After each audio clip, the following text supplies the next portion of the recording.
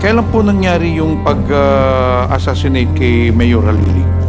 I think it's was on July 2, 2018, Your Honor. So kayo po, nung nangyari po yung insidente, kayo po ang regional director. Yes, Your Honor. So therefore, after the incident, I'm very sure that there were reports by the provincial director and the chief of police that were submitted to your office. Honestly, sir, hindi ko po alam talaga yung eksaktong distance. Ang alam ko, ginamitan po natin yun ng Range finder. Range finder. Yung pong sinasabi ni General Caraza, yung air distance. Our estimate is 65 yards. Doon sa katawan ni Mayor Halili, or should it be a trained sharpshooter ang gagawa nun? Gaano ba kalayo yung 75 yards? Dito hanggang dyan, is that 75 yards o malayo pa? Thank you, Congressman Paduano. And the last to interpolate is Congressman Johnny Pimentel. You have 9 minutes before 12 midnight. Okay, thank you, Mr. Chair. I'll just be brief. As of what I've stated before, I would like to ask questions regarding the assassination of Mayor Halili. May I direct my questions to Mayor Carranza? Magandang gabi po, Mayor Carranza. I'll go direct to the point. Mayor, I understand that you were in the police service before you became mayor. Yes, Your Honor. Gaano po kayo katagal sa police service? Sir, 38 years. Kailan po kayo nag-retire? April 11, 2020, sir. 2020. So after that, you ran as vice mayor in 2022. Yun po ba? Yes, Your Honor. Nung kayo po ay, before your retirement, saan po kayo na-assign? Immediately, before my retirement, I was a Director of Logistics Support Service in Camcrame, Quezon City. As per record, naging regional director din po kayo ng Region 4A, hindi po ba? Yes, Your Honor. Kailan ko kayo na naging regional director ng Region 4A? From June 1, 2018 up to October 20, 2019, Your Honor. Okay. Kailan po nangyari yung pag-assassinate kay Mayor Halili? I think it's was on July 2, 2018, Your Honor. So kayo po, nung nangyari po yung insidente, kayo po ang regional director. Yes, Your Honor. So therefore, after the incident, I'm very sure that there were reports by the provincial director and the chief of police that were submitted to your office. Yes, Your Honor. So you're very much aware of the incident, the facts of the case, lahat. Alam ho ninyo yon. Dahil nagsubmit yung provincial director po sa inyo, hindi po ba? Yes, Your Honor. Okay. So nangyari po yung insidente July 2018. Yes, Your Honor. Nung pag-assassinate po kay Mayor Halili, ano po kagad ang ginawa nung kapulisan doon? I was part of the first responder coming from Camp Vicente Lim immediately after the flag raising. I went there. I was joined by the provincial director as well as the chief of police. But when I arrived there, the mayor was already in the hospital, and I went into the crime scene. I walked over. I went into the place where the sniper's supposed position, and I immediately conducted an estimate as to the range, the distance between the firer and the mayor. I even used, since there was no instrument, I used calculation using sin theta.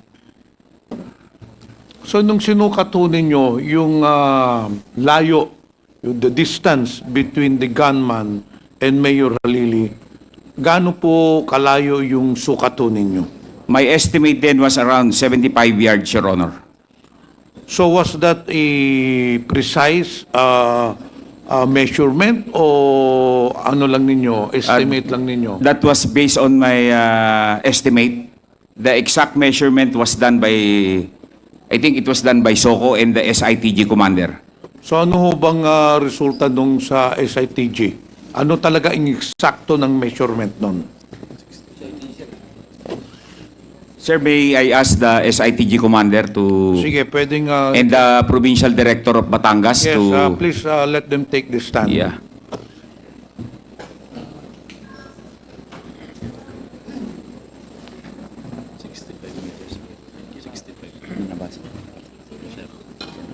Sino po ba ang may first-hand information who can tell this committee ang exact measurement na ginawa ninyo sa investigasyon, gaano kalayo yung distance nung from the gunman to the mayor himself?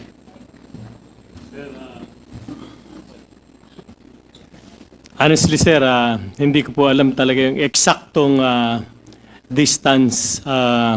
Ang alam ko, ginamitan po natin yun ng Rangefinder. rangefinder. Yung pong sinasabi ni General Caraza, yung air distance. Our estimate is 65? 65 yards. Make an exact measurement during the investigation. Dapat sana nun, nakita ko dun sa TV, during the news reports, pinakita ho yung site kung saan ginawa yung pagbaril. You should have taken the measurement para makita ho natin. So pagpalagay na natin 75 yards. Anong baril ang ginamit? Sa investigasyon nun ninyo, ano ang ginamit? Was it a handgun? Was it a rifle? Ano hong caliber yung ginamit nung pagpatay kay Mayor Halili?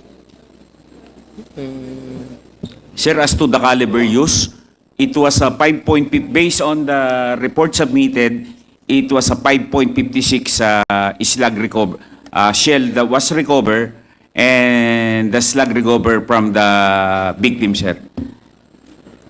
So nakakuha kayo ng slug dun sa victim and then nakakuha kayo ng shell dun sa gun site. Sir, can I allow my former provincial director in Batangas Yes. to give the exact detail? Your Honor, sir, that's correct, sir. We recovered an empty shell from the gun snipers area supposedly, and a slug from the body of Mayor Halili, Your Honor. So how many shots were fired? Isa lang? Yes, sir. According to several witnesses, from the affidavits taken by the Tanawan City Police Station, sir, isa lang, sir, yung putok na narinig, sir. So kung 75 yards yan, do you think that an ordinary shooter would be able to fire precisely dun sa katawan ni Mayor Hilili? Or should it be a trained sharpshooter ang gagawa nun? Gaano ba kalayo yung 75 yards? Dito hanggang dyan, is that 75 yards o malayo pa? Your Honor, with my experience, I'm not a sniper, but at the distance of 75 yards, I can easily hit a target paper. Considering that the body is bigger than the Alpha, I've been using also an M16 rifle. I can easily hit an Alpha shot with a distance of 75 yards. Saan po ba natamaan si Mayor Halili? On his chest, Your Honor. So, napaka-insakto naman kung sa chest niya, di sa puso niya binaril ng sniper, hindi po ba? So, that would mean that the shooter was really a trained shooter. Kasi mahirap po yung maaaring kung hindi siya trained, maaaring lumihis ng konti, pero the heart was really the target of the sharpshooter. Ngayon, ang tanong ko, Yes, Your Honor.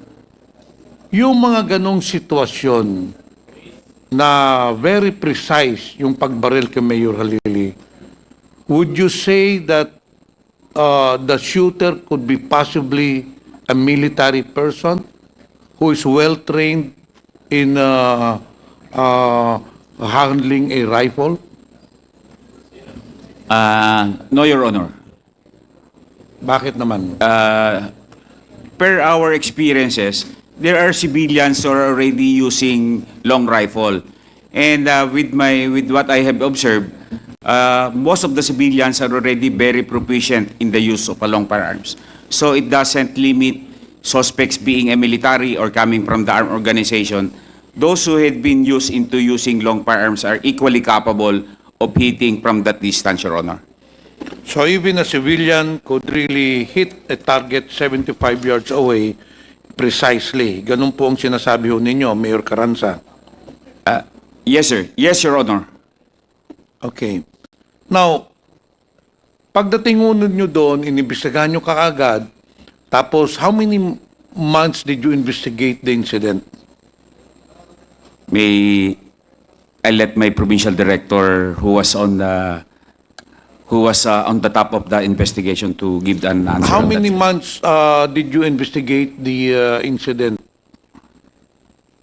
Your Honor, we conducted continuous follow-up investigation led by the Tanawan CPS with their investigation case. Tuloy-tuloy yun, sir. Actually, the last progress report is the 13th progress report last issued on